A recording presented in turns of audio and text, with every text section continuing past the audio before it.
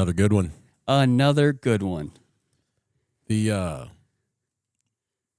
all of the themes that he brought to it, the military service, the life after the military, the getting older and trying to maintain an athletic lifestyle, and then wrapping it up with the stay capable.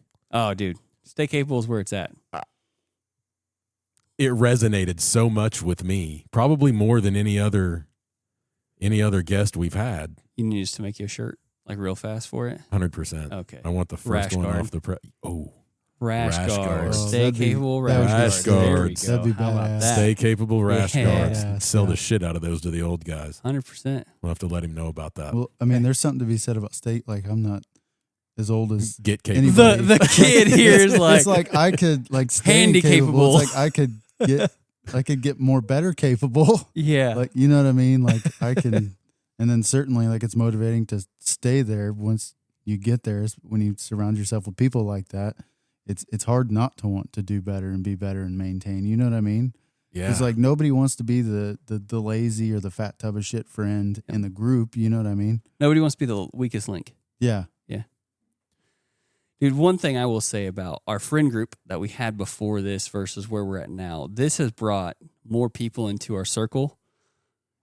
And I love what we have because now I used to have my buddies that we hunted together, we did jujitsu, whatever. But now we've got people who believe the same way that everybody else gets to hear the stories, that these are stories we'd sit on the mats and talk about. The pipe dream of starting a YouTube channel or opening a bakery or whatever it is. But now we've got people that are in our life, constantly in our life, that we can push and make us better.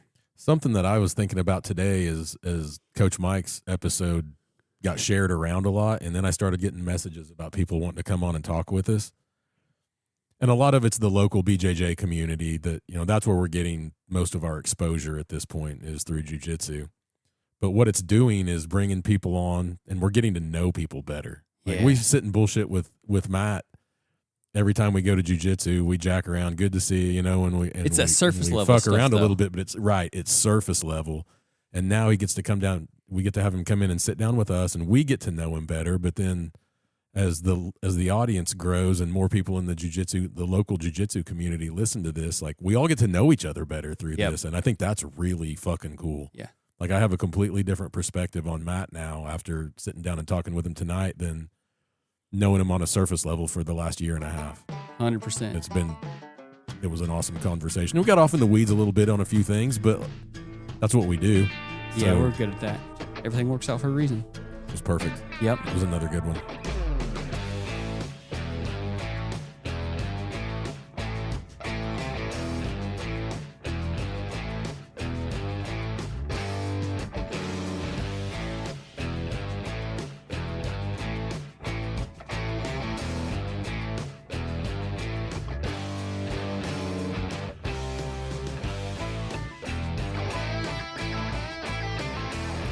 Dude, we'll just kind of start it however you want to start it. You kind of got our prep sheet. Yep. So there's a few things that I want to, hold on, let me scroll down to my notes here. Get my notes up here. That a boy. Yeah. We don't really have to have a plan. We'll kind of let you talk. There's only one thing I want to preface it. Military stuff. Yep. We're never going to push on it. So you talk as freely or as much or as little as you care to. I'm You good can with be anything. a Tim Kennedy. You can make up whatever stories. Nobody's going to fact check you. Like 50 grenades. I'm in. Let's do it. Whatever you want. Nah, I ain't gonna do You were in Fallujah, weren't you? Yeah. Were you in Fallujah when it was Fallujah? So when I was there, it was, I got there in August of 04 and left in March 05. So when we took the city over for the second time, that's when I was there.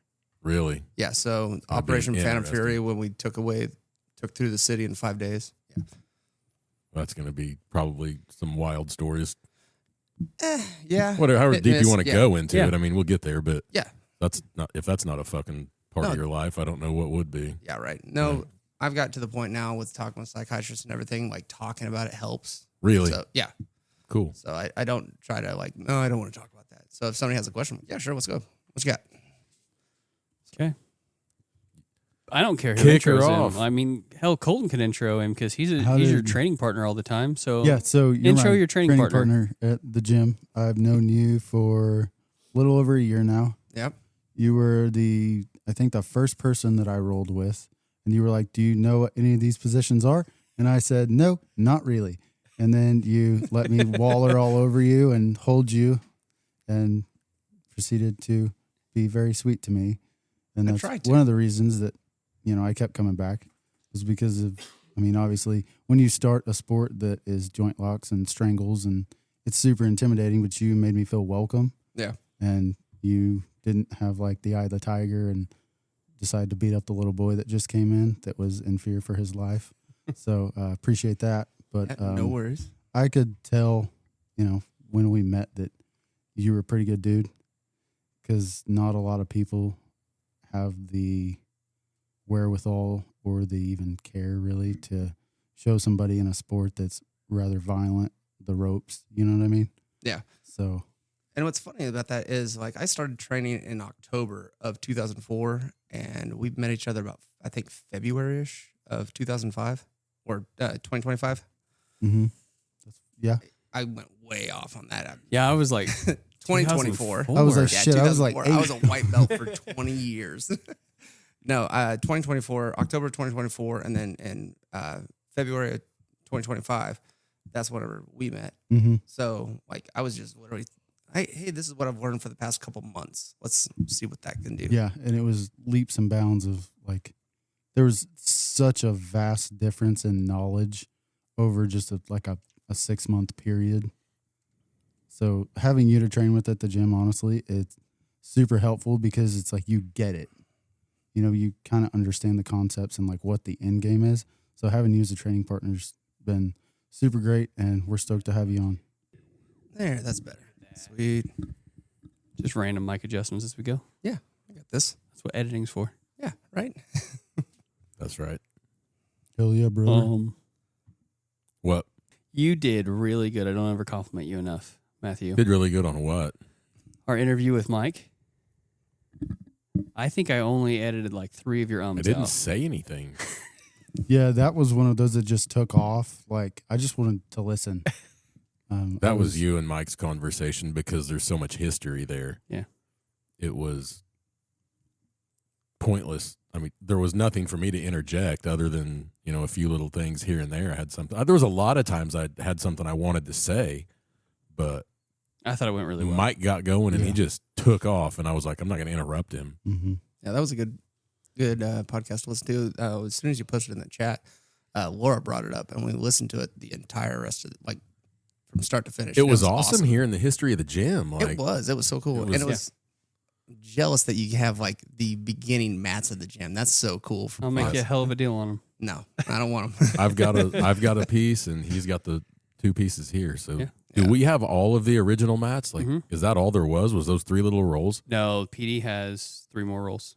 Really? Nice. That's super cool. That is so cool. All right, sorry. Go back to your intro. So he was super nice to you. Yeah, You love him. Super nice to me. Makes my Tuesdays suck a lot less. I mean, it's never fun getting the shit choked out of you, but having a training partner that takes care of you is super important. So appreciate that. Yeah, no worries.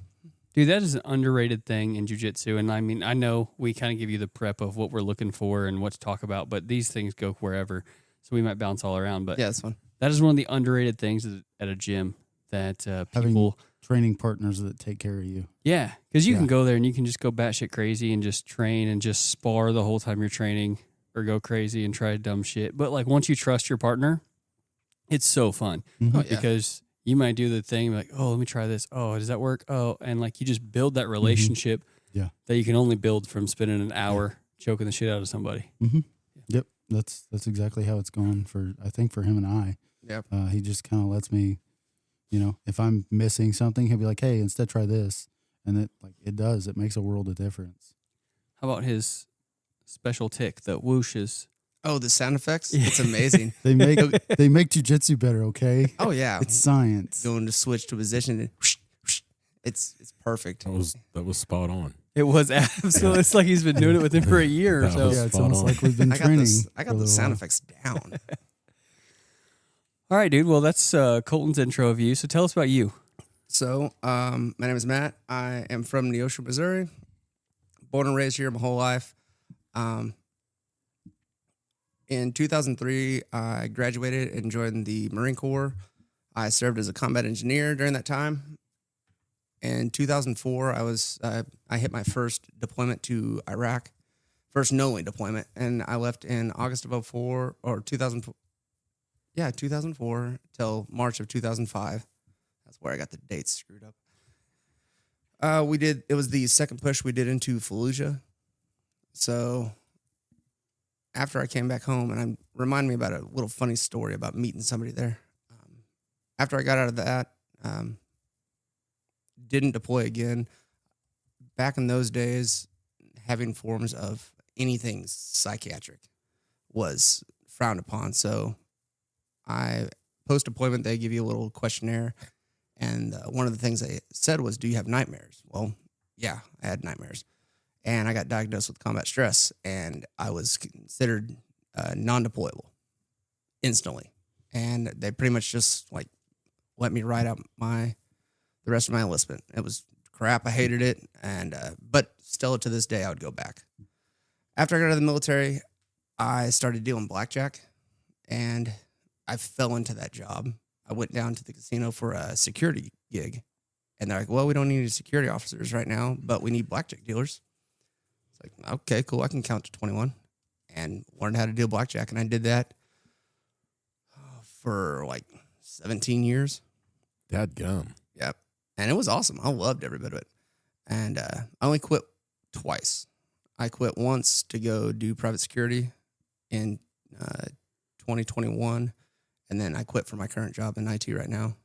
But during that time, I also did personal training. I did military leadership training. I got to do a lot of tactical training across the area just because of fun stuff. I competed in powerlifting and strongman. I was a nationally ranked strongman competitor. That checks. Can confirm. Yeah, a strongman rolling with a 130-pound boy. Yeah, it's fun. It's not as bad as they make it sound. It's a good time. No, and now I'm in IT. I got tired of dealing blackjack, relying on people's tips, and I wanted something that was like if something like COVID happened again. I wanted a job to where, like, since my job was getting tips, I didn't want to have to rely on that. So I was like, yeah, I want something that's COVID proof. So I got into IT because I can do that remote. I can't deal blackjack remote. So, But you're at the same place, aren't you? yeah, I'm still at the same casino and everything. I'm Right. just Different department. Yeah, I'm in their surveillance department, and in 1 year I got promoted to their supervisor of their network. I got you. So it's not bad. Did the military pay for your training, or was it all OJT? It was actually I paid for it myself because I didn't use my GI Bill in time because it's up to 15 years after you get out. Okay. And I didn't use it in time. Fun fact, next year, 2027, is 20 years since I got out. Jeez. Because I'm old. Not as old as Matt, but, I'm old. Dude, it's wild that that's 20 years ago. Yeah. Yeah. That's I mean, crazy. I don't have the military deployment or the military time to relate that to, but if you loosely, correlate that to say 9/11, Mhm. Yeah. 9/11 was 25 years ago. 25 years ago. Yeah. Golly. All right. Well, let's go back. Let's just start like high school. You said you graduated high school in 03. Yep. So then you enlisted in the Marines. Yep. Yeah, I enlisted January of 2003 when I was still 17, and my parents were super stoked about that. So, Where'd the Marines come from? Why the Marines? They always look the best in uniform. Yeah, dude. That's true. I mean, you never hear a female say like, "Dude, that Army guy looks dope," and he just looks so sexy in his uniform. It's always see those dress blues from that Marine. Fuck. Yeah, that's. So Colton even says that. I know. I was gonna say that, but see, these guys know me too well. Yeah. All right. So you jumped in as a combat engineer. Yep. MOS 1371. 71. All right. Yep. So that does anything from construction, masonry, survivability, landmine warfare and demolition, and bridge building. The first unit that I got to was being disbanded, and they did landmine warfare, which I never got to play with landmines because they were disbanding. When I went to Iraq, I was augmented out to an MP unit, and we did convoy security the entire time. So from Camp Fallujah, pretty much any convoy that went out, my platoon provided security for it. So we did that. We were security for EOD missions, a whole lot of road time. I drove all over that country. So what are I know the guys that talk about like Ramadi had like Route Michigan and those. What were the bad roads in Fallujah? The Cloverleaf sitting right outside of Fallujah was probably the worst ever, just because we always got bombed on there. Going down to Abu Ghraib was always rough. And then there was an Air Force base just slightly north of Baghdad. It was LSA Anaconda, and that one was pretty rough to go up there. But there wasn't one road that was just horrible. And they were all IED. I mean, yeah, we had IEDs all over the place. We very rarely did we ever receive like incoming fire. It was mostly IEDs. Okay. And when we first got onto the base, like I'd been in country maybe 6 hours. Got to base, and one of the tactics they used back in the day was they would take a mortar tube and throw a block of ice down on the bottom of it, and then take a mortar and set it on top of the ice and then run away. So as the day would go on, the ice would melt and then launch the mortar at us. So we couldn't find out who they were or even where they were shooting from, because the mortar wasn't like securely set into the ground. So as soon as that mortar would shoot off, it'd blast the tube out of the way. So like we got to base, took our bags off the truck, and incoming like right there. It was ridiculous. And that was my welcome to Iraq. jeez. Dude, I can't imagine. You were an 18, almost 19-year-old kid? I was 19 at the time. Yeah. Yeah.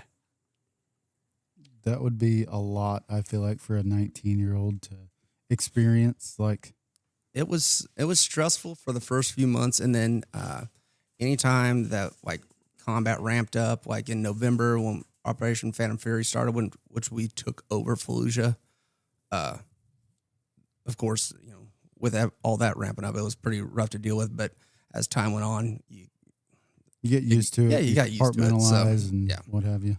And we tried to stay focused on mission and always stay aware. On every exit of the base, there was a big ass sign that said "Complacency kills." So it's just because you see it all the time doesn't mean that, you know, nothing's changed on it.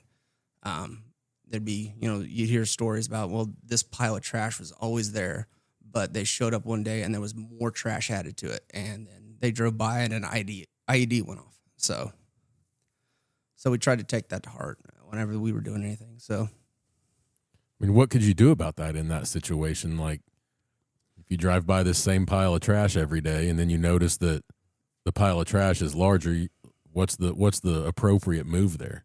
So what we would do is most of the time my truck was the lead truck. So we would be hundreds of yards in front of the convoy, and we would, if we saw something out of the ordinary or suspicious, we would stop. And I think it was December, we finally got one of the cool like RC cars that you see in the movies where they drive it up to the piles and everything and try to blow it up. And we would just drive them straight into it just to watch it blow up. And if we couldn't see anything from there, like if it didn't blow up or we couldn't see wires, if we were truly like really suspicious about it, we'd just call EOD, and then they'd come in and look at it. And you get guys that would walk up there, and we found piles of mortars being set up on the side of the road. They had like artillery shells lined up on the side of the road one time, just sitting there wired up, and they had wires going across the road to where it was set up on pressure plates to where if you drove by it, it just blow you up. That kind of warfare, hearing the stories, you listen to the other podcasts, and that kind of warfare, it's amazing that we have the technology or the ability, or we've developed the means to mitigate it. Yeah, it's cool now that we have that. Back in those days, it was still kind of in its infancy. Right. So because they would set some of the IEDs off with like cell phones and stuff. So even using some of our communication equipment would set it off. So It's just damned if you do, damned if you don't. yeah, like my Humvee got hit bad once, and luckily nobody got killed, but it was just because we drove too close to it. And it was just one of the proximity things. We just got too close and it just blew. And I think it was somebody that actually just activated it with their cell phone because there'd be houses off in the distance. So, Man, you hear the stories on other podcasts or TV shows, and you don't know the person that's telling the story. And then once you get to know somebody that's actually been there and they're telling the stories, it's like this dude, like a friend, actually went through that. I don't know very many people that were there. I know a few people that deployed and had some things happen. A dude from work that used to be attached to our unit at work, he talks about being in, I think they were in a Humvee that got blown up, and the dude sitting next to him just got, blown apart. yeah. And the dude that I worked with is all scarred up all over his body. Yeah. From the other dude. Yeah. Who became shrapnel when he got blown apart. And he was telling that story just kind of like conversationally. Like it was a normal Monday. Yeah. Like dude, it like choked me up hearing him tell the story, because now you're putting a human that you know in that situation. And it's not just, it's just not somebody that, it's not personal when you hear it from somebody that you've never had, Yeah. contact with or whatever. It's wild. This is why I always say, thinking about him in particular, and now you and your story and some other guys I know that went over there. We put young kids, 18, 19, 20-year-olds, in a sandbox for, I don't know how long your deployment was, 6, 8, 9 months. Yeah. Put them in there and just let them see the most gruesome stuff in prime developmental time and told them this was normal. And then we brought them back to civilian life and just plopped them in. It was like, all right, good luck. And we wonder why we're at where we are today with the veteran mental health crisis. Yeah, it was crazy. We got back after the whole deployment. We flew in on a civilian flight. And then when we landed, we got back to base, grabbed our gear, threw it in our barracks, and they're like, cool, you got 48 hours. See you then. Don't die. Like I was in, it was probably 48 hours. I was in Iraq, flew over Fallujah, like bombs. It was like one of the scenes from a movie, like bombs are still going off and stuff down below us. We flew over to Al Taqaddum or TQ, just one of the Air Force bases over there. And then flew out, got back home, and I think we landed on a Friday, and they're like, all right, cool, see you on Monday. And I went and hung at my brother's house, and it was actually the first time I actually freaked out from being back is I was over there for so long, and my rifle was always with me. And I checked it in the armory, fell asleep. It was great. It was like awesome, solid sleep. But I woke up in the middle of the night, and I didn't have my rifle, and I freaked out. And I had to stop and be like, all right, I'm at my brother's house. I'm not overseas. I don't have my rifle. Go the fuck back to bed. So that was but yeah, it is crazy how they're like, we didn't get any work up really. I got out to the fleet in April, and I was deployed in August. Jesus. So, and they did like very basic training with us as far as like what they could. They're like, all right, cool. This unit's being disbanded. You're going to be going over to be an MP. This is the stuff that you're going to be doing over there. And then whenever you go over there, you'll do a little bit of training, and then it'll be all on the job. So I was like, oh, cool. This is great. And then, of course, when you get back in those days, they didn't really focus on the mental health of it. They're just deal with it, suck it up. You'll take care of it whenever you get out into civilian life. They'll take care of it then. What's your opinion about that now? I think that they should definitely do better workups to deployments, and whenever they're coming back, do better screening, because you've got a lot of hard asses like, I ain't got no problems. Fuck that. Don't be a pussy. Go out there and actually talk, because it's better than taking your life or taking somebody else's life or just drinking yourself into a hole. For sure. But yeah, they need to focus more on pre and post deployment therapies. Do you think that they didn't understand the mental health implications that it would have at that point? I think they did, just because of all the data that came back. Like, you see some of the old videos from World War I of people dealing with shell shock, World War II doing the same thing. And yeah, you could say that it's a different generation, but I mean, they also drank themselves to hell. They came home, they beat their families, they did all this craziness. And they're like, hey, why are they doing that? Maybe it's because when they deployed, they didn't go over there for 9 months and then come back and do another workaround. They were there until the war was over. Right. Which, thank God we don't do that now. But It was a 20-year war. yeah, I mean, right. like, Come back there and leave at 18 and come back at 38 and be like, all right, cool, I'm going to retire now. yeah. I'm done. But That's wild. yeah. And I think they started doing that in Korea and Vietnam, is actually starting to do it in cycles. I don't know about Korea too much, but definitely in Vietnam, I know that they had tours that happened back in those days.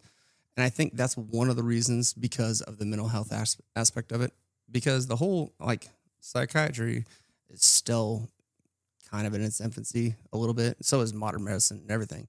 But just the studying of people with the mental health and how they deal with combat in different situations is still growing.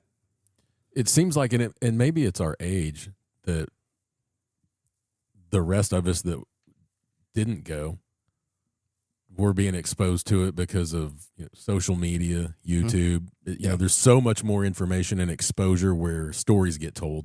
Yeah. We hear a lot more about it than obviously like our parents did or our grandparents did from the Vietnam or World War II generations.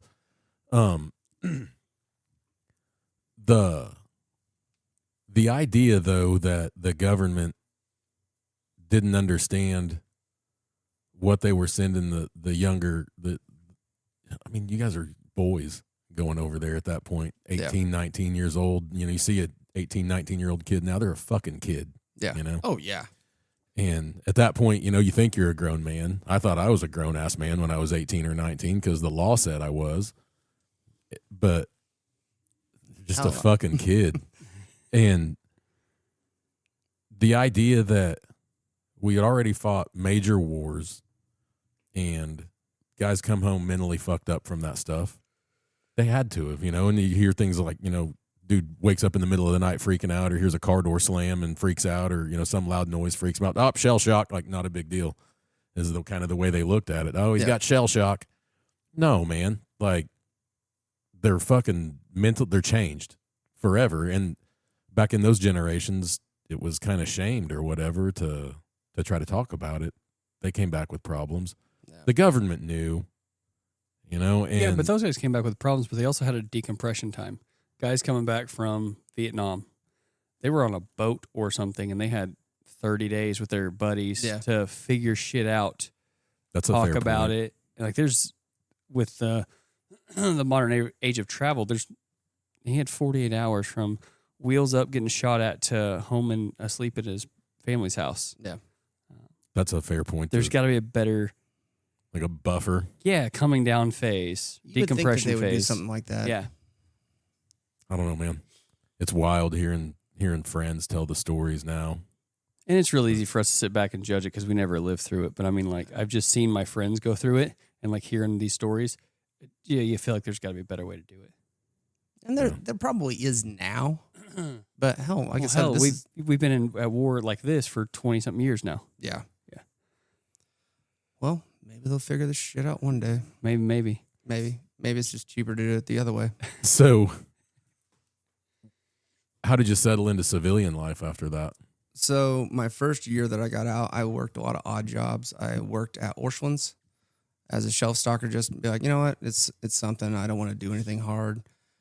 You're like a 20-year-old kid at this time? I'm 20. I got out in 07, so I was 22. 22? Okay. Yeah. Worked at Orscheln's. I was a bartender for a while. I worked at my uncle's cabinet shop building custom cabinets. And then that's whenever I got the security, or tried to get the security job at the casino, and went to deal blackjack. And that took me forever. It was awesome. working there. It was really cool. It was more money than I ever made in my life.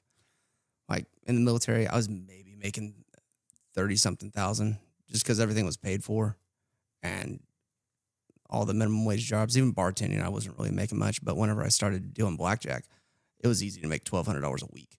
So because I was working off tips, and I got just to the point of talking with people and having conversations and everything, and just talking so much shit that people liked it, and I started making money. Yeah. He's a sociable guy. Yeah. I mean, there's no doubt about that. Yeah. He's one of the most social guys at the gym. 100%. I'm just trying to. Like whenever I would talk to people, like the only thing that I really couldn't talk about is sports, because I hate sports. I don't like football. I don't like baseball, basketball. I could care less about all of them. I started getting into hockey a little bit, but I would try to pick up on some things like, all right, cool. Who played last night? All right, these guys played. Kansas City beat, whoever. All right, sweet. Hey, did you see the game last night? Just to be able to bring up conversation and be like, oh, who's your favorite team? I don't like it. I just like I'll just talk with you about it just to make money. Like, I'm just trying to make money, buddy. Fair point. Here you go. What was I don't want to say the mental transition, like the social transition, though? To go from being fucking switched on all the fucking time to coming home and essentially don't have to be switched on all the time. So for the first few years, it was easy because I was drinking a lot. I started playing pool a lot. So I'd play in pool leagues, and if I wasn't at work or trying to go to the gym, I was drinking and playing pool. So that's where my social network was. It was just at the bar for a good 2 or 3 years. Centered it around alcohol. Yeah, pretty much. Because there was a point of time while I was in the military to where they would put me on a couple of prescription medications like Zoloft and some other like experimental drug that they're like, hey, give this to the military, see what it does with them. And I spent a week in a psychiatric unit. And because the medicine made me not me. So really took a little bit of time off, spent a week in a psychiatric ward, and they're like, all right, cool, you're good. You can go back there. You're not going to hurt yourself, are you? No. All right, cool, bye. So I was like, I'll never take another medication again, which is actually where I got into fitness. My psychiatrist told me to find something to focus on so I wouldn't have to take medication. And I decided to focus on fitness. That and my little brother at the time wasn't little anymore. He got huge. And I'm like, there's no way I can let my little brother be bigger than me. So I started working out and didn't really get big, but I got strong. And I competed in my first strongman competition at 165 pounds, and I won. I was like, oh, this is awesome. This is great. And this is 2006, and CrossFit was like just beginning out in California. And I'd made fun of them like crazy. I'm like, what are those guys doing over there? They're going to hurt themselves. And I almost got into the CrossFit phase, but I stuck more with powerlifting and strongman because I could not gain weight. I was still had his type of metabolism, and I couldn't pack on any weight. There's hope, Colton. Yeah, so let's go ahead and dive into the diet plan. What did that look You like? heard booze. Booze is the biggest part of that plan. Booze was the biggest problem until about 26. Okay, he said problem. Okay, so don't do that. Don't do that. Yeah, don't do those. The real thing that I picked up on was you were dealing with psychiatric stuff, right? Yeah. So tell us, and not you dive as deep into that as you want to, but at least kind of give us the cliff notes of it, because then I want to talk about how fitness. You said that's where you got into fitness. Yeah. And I want to know how much influence that had over what was going on psychiatrically and how it helped pull you out of it. Okay, so in the military, you have to work out like a minimum 3 times a week. You work out with your platoon. You don't really get to go to the gym. It's primarily like platoon style or squad style runs or workouts or something along those lines. And then if you go to the gym, it's just in your spare time. So I tried to go to the gym here and there. I couldn't really focus on anything because YouTube really wasn't a thing back then. You had muscle and fitness magazines as far as like workout programs and any of that stuff, or you could pay an outrageous amount of money for a personal trainer on base. But when my doctor suggested that I would work out, I'd go to the gym for an hour, hour and a half, put my headphones in, and try to focus all of my effort to destroying my muscles, and just going in doing 5, 6 sets of 12 reps, and just by the time you hit your fourth rep, fourth set, you're not being able to do all of those reps. You're starting to fail. So you're breaking your body down. And it was just one of those highs. Some people in the fitness industry, once you get that first pump, you're always chasing it because you'll never be that big anymore. You'll never be as big as your pump. So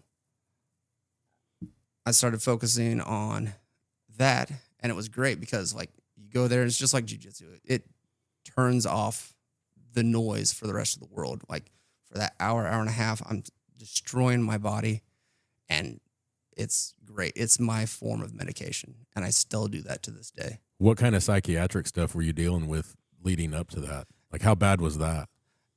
I didn't think it was that bad. It was just mainly combat stress, and just we had civilian doctors, and they were taking all that they knew from combat stress or post-traumatic stress disorder from the vets that they've talked with, and law enforcement or anybody else that's been in combat situations, and trying to do their best that they could. And that was really the only issues that I had. Since then, I've had a few things more, and I'm finally, after 15 years, I finally started seeking therapy on that, and it's working. Also, getting into a point of like doing jiu-jitsu more and having a kind of like that unit camaraderie again is kind of nice too. So that definitely helps. So you're dealing with some pretty intense, at that point, psychiatric things. Sounded halfway manageable. Yeah. You said you didn't think they were too bad, but... No, I didn't think they were too bad, but at 20, 21 years old, like... Try to downplay everything. Yeah, try to downplay Be everything. a tough guy. Yeah, it's not that bad. It's not that bad. We can just go drink, kill them. Talking nightmares? Or are you talking like, short fuse with people? Like... No, I never had really any issues with anger. It was nightmares. Luckily, it's over the years, I've got to the point to where I don't really dream anymore. So if I do have a nightmare, I have no idea what it is. So I just wake up and I'm like, all right, cool. That sucked. Right. And then go back to sleep. I still have bouts of depression and anxiety. It wasn't bad back then because I was constantly doing something to keep my mind off of it. But still, like hearing people being like shell shocked and everything. Like if there's a loud noise, like I will look at it. Anybody that's been around combat does that. Who wouldn't? Yeah. I mean, that just seems like a normal human response. It is, but apparently it's not. Like if you That's wild to me. If you hear a loud noise or a bang, it's like to get like aggressive and look at it is like apparently not a normal thing. Especially like if you have if you're carrying a weapon or something, like grab for that weapon. Right. To be in a defensive or offensive position. It's like, no, that's not normal. Like sitting with your face facing the entrance or exit of a restaurant. Perfectly normal behavior. That is perfectly normal behavior. From all of us, Yeah. it's perfectly normal I have behavior. yet to hear anything that's not normal. Yeah, right. Now, like still to this day, like if I'm driving down the road or something and I see a thing of trash on the side, I get into the other lane.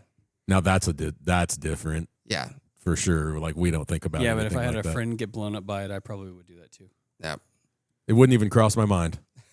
But- It hadn't been no exposure. Yeah. So yeah. And then like if it's I prefer to drive during it, but like if it's July sucks. I hate like leading up into June, July, like 4th of July. I hate driving during that time because it's just explosions going off all the time at night. Yeah. Like, this fucking sucks. And So my what wife- does that do? it Kind just- of triggers the fight or flight, like the anxiety feeling. Yeah. And over the years, I've just kind of like, just suck it up, dude. Suck it up. You'll be fine. You'll be fine. Mm. And then just get home and be like, whoo, I'm going to bed. But yeah, it's now to the point of being manageable. But I would say at times it wasn't like there'd be like, if it was around 4th of July, I'd call into work. Be like, no, I'm good. Really? Yeah. I wouldn't go out. If it was, if I was having really bad anxiety, I'd be like, nah, I'm just going to stay home. So So I would never put anything that we do on the level with them. We talk to some people at my current employer who talk about PTSD and law enforcement, and he was telling me that like a 20-year law enforcement vet has similar levels of PTSD to a combat vet. I would 100% agree with that. I would, and I initially I was like, that's bullshit. Yeah. Like, we don't deserve to be like, we've been through some things, right? You've been around for 20 years, 20 plus years. You're going to have experienced some things that normal, civilian jobs don't typically experience. So there's going to be something there, but to put it on a level of a combat vet, I think is disrespectful to the combat vets who have been through hell. But then he made it make sense. And he said that the combat vets, they deploy for 6, 9, 12 months, whatever it may be. I don't know anything about how that works. Yeah. And they're there for a short period of time, and that it's intense. When it's intense, then it's super violent and it's super impactful.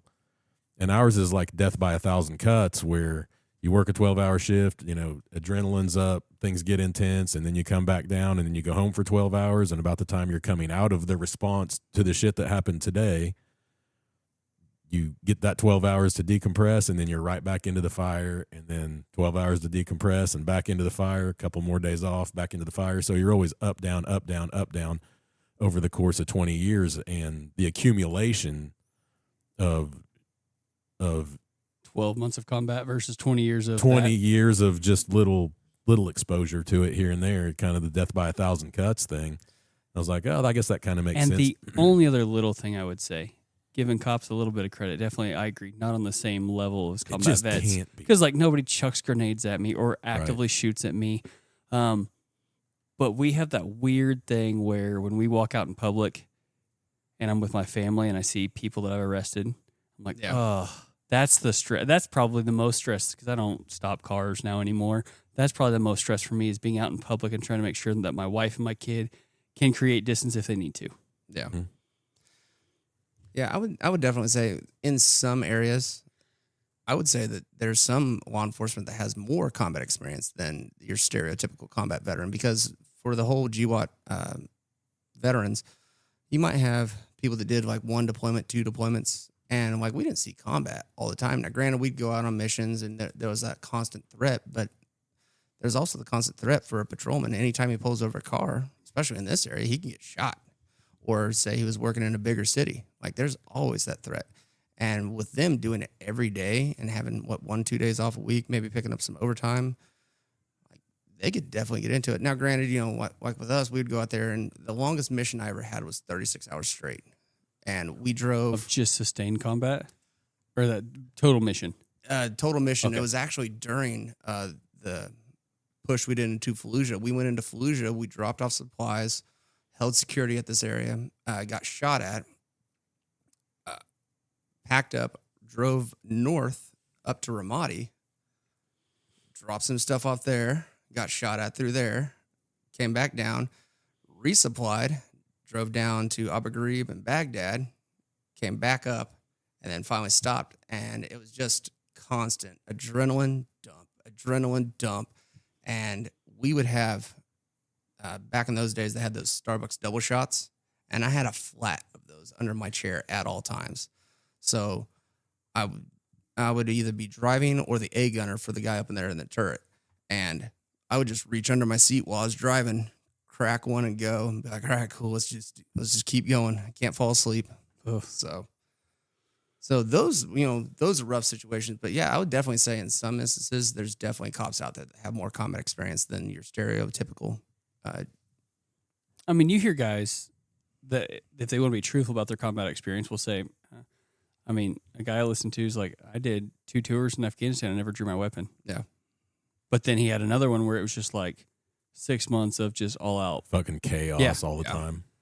He said, so people can tell you that they deployed, and it doesn't mean the same thing for everybody. Just like everybody can tell you they're a cop, it doesn't mean that they're a cop in inner city in shootouts every week. Right. Yeah. We also had some shitbirds go during that time. So the unit that I deployed with, we were split in two. Half of us augmented out to MPs. The other ones stayed on base security. And it wasn't even like... Did you call them shitbirds? Yeah. Okay. It wasn't like actual base security. It was inside the base security. So they had the entire base that was manned by like infantry and, So they like made sure people didn't spend too much time talking on the phones or something? there was a battalion headquarters. Make sure you had a hall pass. Pretty much.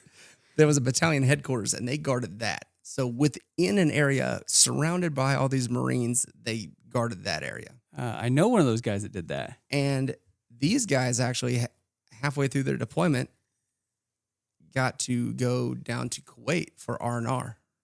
So they got 2 weeks off and they brought back pictures. They're dancing in the club, grinding on each other. And like their uniforms are always, immaculate. When you said grinding on each other, you meant Air Force? two men were grinding on each other. I don't know, maybe. That's but what I heard. I figured it was like an Air Force thing, not like a Marine thing. There was women in the I don't Marine feel Corps, like we just should not just very many. skip over that. But they would come back and they were just showing us all these pictures and everything. Oh, cool. What'd you do? We got shot at quite a bit. We just ran out. We provided QRF for EOD out there. It was cool. I mean, good thing that you had a break from your... And these were the base. dudes on the inner layer of security? Yeah. This makes so much sense why you call them shitbirds. Okay. Yeah. Yeah. Okay. So, and then on top of that... How'd you get that fucking job? Like, fellatio to the max. Yeah. So. It sounds like it. And then some of these guys, like the admin for the battalion headquarters, they would go out on missions, not do anything. And these dudes had all the Gucci gear. It's like Black Hawk just threw up on them. They just took their paychecks and spent it on just tactical vests. They don't need gloves and their A gunners in the back, not doing anything. It would be like, a private going out there and buying every single bit of swag. And it's like, dude, you don't need any of that shit. And they would drive out with us into the city while we were doing stuff. Take pictures. No. No. They would drive out there, and since we were in an active combat zone, and if there was explosions nearby, they would go back, write up the reports, and get their combat action ribbons because they were near combat. That's so crazy. So that's why they're shitbirds too. Luckily for me and the degenerative memory loss that I have, I don't remember anybody's names from those times. I guess I'm legitimately don't remember it. I have no idea. There's one guy's name that I remember, but anybody else from my unit during those times, I have no, like from Iraq, I don't know their name. Really? Yep. I have no idea. I can remember many things there, like missions, scenarios, all these things. Not a single person's name except for one. That's wild. You would And think those would be So burned would we into your refer to these mind. people as strap hangers? Strap hangers. Yeah. Just kind of dead weight? Yeah. A little bit. It's wild that you don't remember their names. Like guys that you go through that kind of stuff with, you would think you would have some Yeah. bonds like forged that like you would remember them until your dying day. Yeah, you would think so. But yeah, I have no idea what their names are. Like, I remember my old roommates and some of the guys I went through boot camp with, but guys that I was over in there in Iraq with, I remember my corporal. Nobody else. So is that because of the beat, like the physical beating that did you get blown up? I got hit by an IED twice, and I got concussed by an RPG once. Okay, so there's some CTE there then. So according to the VA, I have no like Good. TBI. Right. On your brain scan stuff? Yeah, my brain scans, they're fine. I have migraines out the ass, but I don't have any like physical sightings of a TBI or anything. Go see Dr. Danny, episode 6 for the migraines. He'll get you straightened out. Yeah. So if it's not TBI, then do you think it's like your mind has compartmentalized some of that and just pushed it to the back because I think so. Right. That's interesting. That's really interesting. The power of the mind. Yeah, exactly. It's crazy because I like sit and try to think of guys from my unit or people that I can reach out to that I was like, hey man, do you remember this guy in our unit? Nope, not a clue. Fuck, come on, man. Trying to reach out to people. And that's one of the only reasons I kept social media for so long is to just talk to those guys. So struggling or, not remembering names, stuff like that. We've all seen stuff about the 5-MeO, DMT, the Ibogaine, stuff like that. What are your thoughts on that? Have you ever thought about doing something like that maybe? Or I don't need to go on a trip to see anything crazy, man. I get lost in that. You kidding me? fair? All right, well, let's fast forward to jiu-jitsu. Sweet. What we all here have a common bond of. When did you start? So Matt Jackson, when I was doing private security with him, he actually invited me to the old Gracie United place down on Main Street. Yep. And I went for about 2 months and just got wrecked on Monday nights because they did like a no-gi and a gi back-to-back. And it was just 2.5 hours of me getting my ass kicked. And my daughter was just over a year. She was almost 2 at that point. And I was working 7/12s doing that security. Jesus. So yeah, it was rough. So I really got to the point where I couldn't see Laura anymore. So I gave it up for a bit, and then in June of 24, Brantley started doing jiu-jitsu down at Kai Rios. He got into it. His friends got him into it, which is awesome. I'm glad that his friends got him into it. And Laura and I were kind of kicking around to go start training and everything. And I'm like, oh, I'm going to start training again. It'd be fun. So I trained there for a little bit, and it didn't work for her hours. And so she was going around to the gyms. She went to buy a job on BJJ and checked that out. And then she ran up to AFMO and met all the people. Drew, of course, talkative as ever. And she's like, I found my gym. It's great. And I went down there the first time to kind of meet everybody, and it was the king of the white belts. And I got to meet everybody and got destroyed by everybody because I'd only been doing jiu-jitsu for like maybe 2 months at this point. And I'm like, I have no business doing this, but let's judge where I'm at. And just got wrecked by everybody. It was awesome. It was the first time I met Carlos, and he just killed me. Ace just whooped me, and it's like, man, he's a big guy. He can't be that fast. False. Just deceptively fast, isn't Yeah. he? It's He's wild so how fast. how well he moves for a big dude. I thought the same thing. And then they did the Tap Cancer Out seminar. Yep. Which was awesome. I loved that. And then January 1st, I transferred up there, and I've been going there ever since. So you started there just very shortly before I did then. Yeah, I started full time. January 1st, they did an open mat, and that was my first official day. I signed up and everything. Mine was February 1st. So he beat you by a month there. A month. Yeah, let's go. But he's literally like 3 years ahead of me. I in go terms of a skill. little bit more than you. How many days are you there? Right now, I go 4 days a week. That makes a difference. So for sure. I do the fundamentals class with a comp class on top of that. Tuesday, maybe a Wednesday every now and then. Definitely Thursday. So Monday, Tuesday, Thursday. And then I was going to open mat Saturday and Sunday. But now I just go on Sundays. Doesn't your body need a break? Nah. I sleep for like my 5-6 hours a night. Gee, many Christmas. And then I work out 4 to 5 days a week on top of that. I got to stop being a pussy. Like everybody's like, you're older, your body needs time to recover. And I'm like, fucking right. It needs time to recover. And this guy's like, And I got he's blown like, up 3 times, yeah, and I'm still out here doing it. Yeah. I've been blown up 3 times and trains jujitsu 4 days a week, multiple sessions on one of the days, plus open mats, plus weight training workouts. Yep. It's like professional athlete hours. I wish. But yeah. Good grief. I mean, he puts in the work. I'm a pussy. I hate myself. So you know what actually got me to convince him? Well, I ran my mouth. I think it was last week. You got out of your Jeep, and I just pulled up, and I was like, hey, you know what? If you're going to plug all this why shit and steal all of our stuff, just come on the podcast one day and talk. He did. He did kind of steal our deal. I mean, Put it right on I didn't steal Facebook. it. Well, yeah, I did. Right on Facebook. Made our Yeah. first post on Facebook, and then bang. boom, Yeah. just He was stolen. right there. Just with right us. after that. That means we got a good supporter. We got a good friend. Yeah. At least I didn't spell it the same way. I appreciate That was all that was missing. It was. Yeah, It was just a pretty much capital Y versus Yeah. spelling it out. What are you looking at? Oh, I thought you were looking Checking up the his, Facebook. Oh, I thought you were looking up his shit. And give him a hard Oh time no, about no, it. no, Oh. no, no, no. Well, gotta So keep what's doing that been social media? what's been your biggest struggle doing jiu-jitsu? Doing jujitsu, Mm-hmm. not being hurt. So in 2018, I tore my bicep, had a full distal bicep tendon rupture on my right arm. Bowling. Bowling. Yeah. It's Bowling. never a Yeah. good thing. No, it's never like I wasn't going for like a max or anything.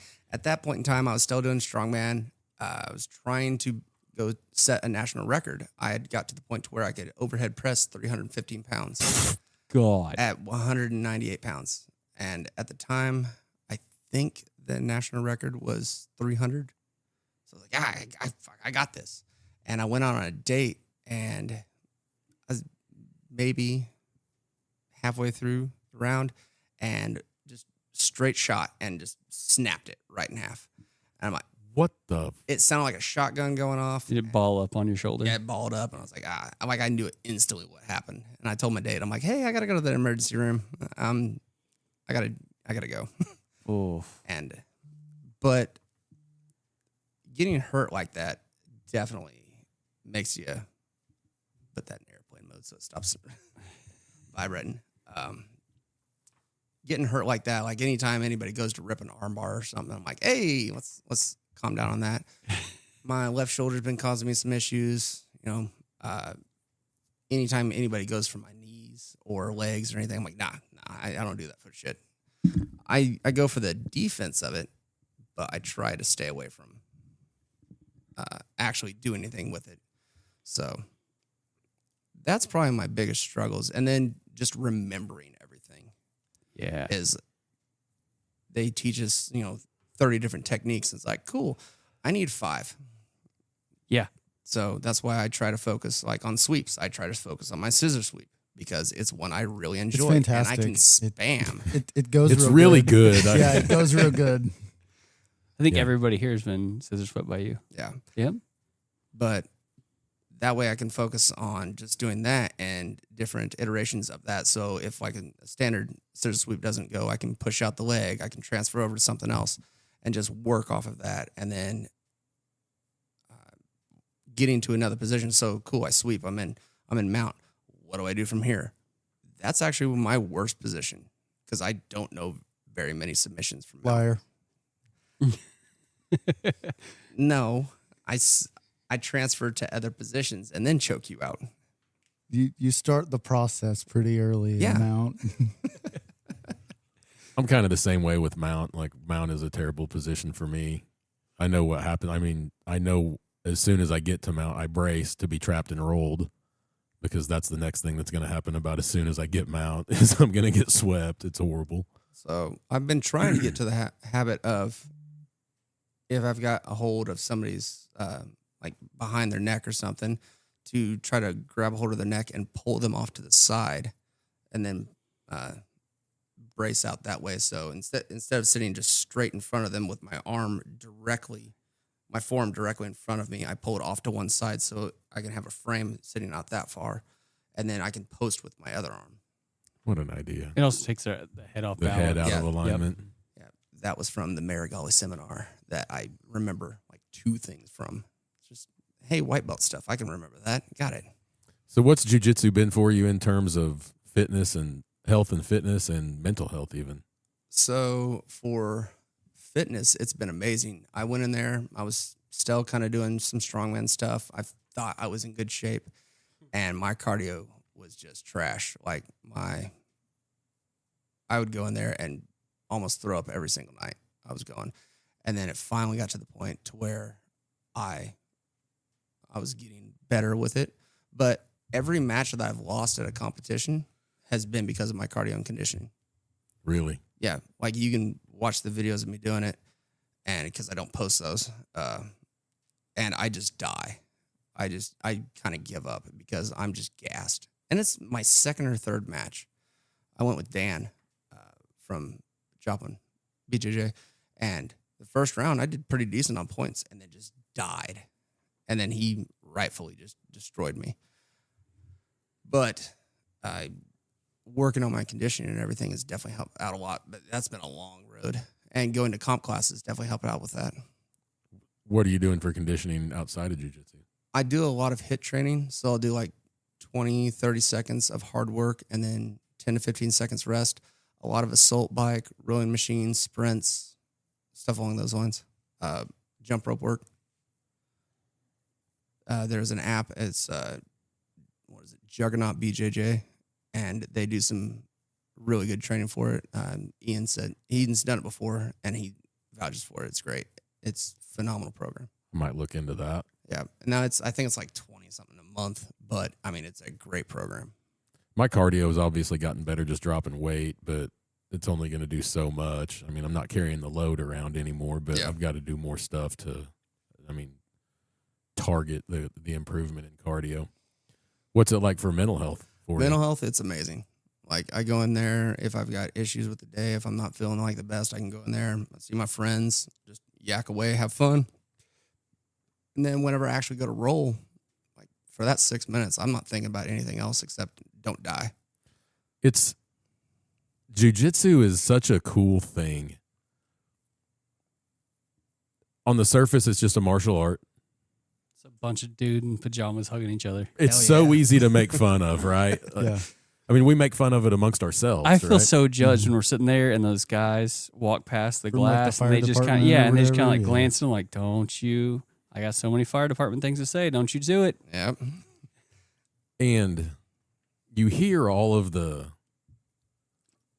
stuff about jiu-jitsu, how it'll, somebody says, jiu-jitsu saved my life. Jiu-jitsu changed my life. Jiu-jitsu did this for me. Jiu-jitsu did that for me. Like, if you do jiu-jitsu, you'll love jiu-jitsu. Like, there's no other outcome other than loving jiu-jitsu, which I don't believe. No. Some people are absolutely going to hate it because it's scary, it hurts, it's hard work, like all of those things. And it's not for everybody, regardless of what, the advertisements may be. But I'm certain you've seen it on Facebook. Everybody has that's on Facebook and participates in jiu-jitsu. It's like a reel, like one of those 10-second things where it says, like, why do I do jiu-jitsu? And it shows, like, walking up to the mat, and it's just chaos. It sounds like you're at a concert before it starts or something like that, where there's just people talking everywhere, and all you can hear is the chatter and the chaos of people talking over each other. It's like background noise. Walks up to the mat, kicks his slides off, steps on the mat, and it all just goes silent. Yeah. And that's real. Like, that is legitimately real. Like, I could have the shittiest day. I've had some of the shittiest days here lately and go to jiu-jitsu. I'm not fucking thinking about that bullshit. No. I'm not thinking about anything that's going on with my personal life or anything that's going on with my work life or anything that might suck in the moment. I go to jiu-jitsu. I hang out with my friends. We laugh. We joke. We train. We sweat. And it's legitimately one of the best things in my life. Like, jiu-jitsu it's all of the things people say it is whenever they're trying to talk you into training. Yeah. For me. It is for me too. Like, I found, like, since like through my 20s and 30s, I was competing in powerlifting, competing in strongman. I don't want to do that stuff anymore because it hurts. And jiu-jitsu hurts not as bad. I hurt my shoulder back in January, but it healed pretty fast. And I was still able to lift. I was still able to roll. If I would have done that in strongman, I'd be out for months while it healed. But it's definitely a place where I can go kind of forget about the world, shut everything off, and have fun. Mm-hmm. Throw Colton like halfway across the house. Yeah, while everybody's I always tell him, I'm like, please don't throw me through that door over there. He's like, oh, I would never do that. And then he does it anyway. We were doing butterfly sweeps the other day, and like I was sweeping, and like everybody's like, Jesus, you picking on that kid? I was like, I'm sorry. Coach Mike walks over and he's like, are you okay, dude? I'm great, Coach. It's all good fun. Yeah, it really is like, aside from getting swept to fucking Texas, I don't know that I would rather do anything else in my evenings. No, like you hear some of the people that are like, oh, let's try kickboxing. I've been kicked in the head before. It's not fun. Yeah. Like I can get kicked in the head in jiu-jitsu because it's an accident. Somebody's not like aiming for my head. But I've had a shin across my face before, and it's not fun.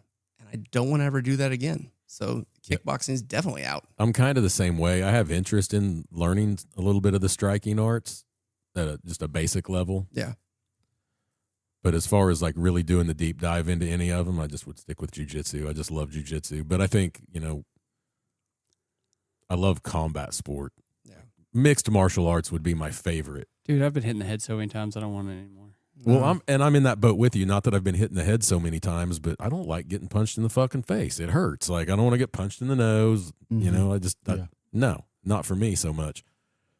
But combat sport, mixed martial arts, I think mixed martial art is probably the most effective in terms of a martial art. I think as much as I love jiu-jitsu, I think Matt Hughes kind of proved that when him and Hoist Gracie fought like at UFC 60 or whatever that was, where I think as a standalone martial art, jiu-jitsu was proven to kind of be the superior martial art as a standalone martial art.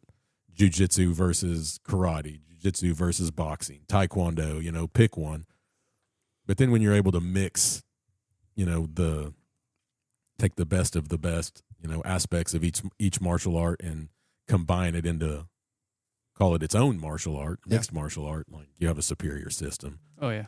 And so I have interest in that, but back to the theme of I don't like being hit in the fucking head. I don't like being punched in the face. I don't like it. Jiu-jitsu's fun.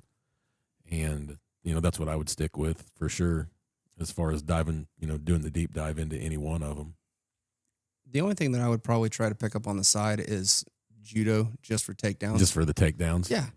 And like we've got that seminar coming up, and I'm going to try to go to it. When is that? It's Saturday. Where at? It's at Amber's place. Who's Amber? She's the owner of Joplin Judo and Jiu-Jitsu. Oh, they're on 32nd Street? Yeah. Okay. Yeah, see, I had no idea. I don't know anything about it. It was posted in the chat. I mean, if I'm not talking shit in there or something, like, I'm probably not paying much attention if we're being honest. And then there's the Facebook page, 4 State Grapplers. Yeah, I don't pay much attention on it because it's just always open mats. And I don't. Well, no, like she posted on it the other day. Did She's she like, really? hey, just letting everybody know this is going on. Yeah, I might go check it out.